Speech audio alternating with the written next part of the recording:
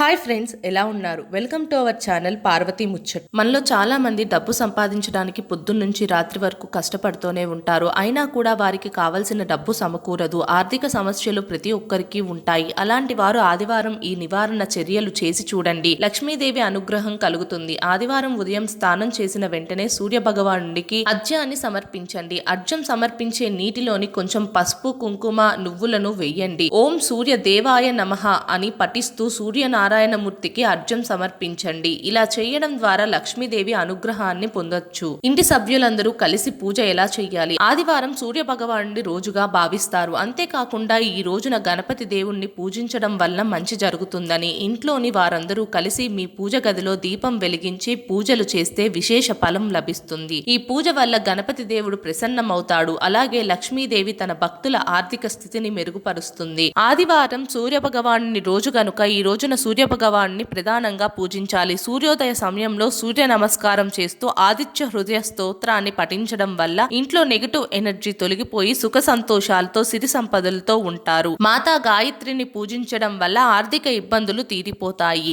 ఆదివారం కొత్త చీపురును కొనండి.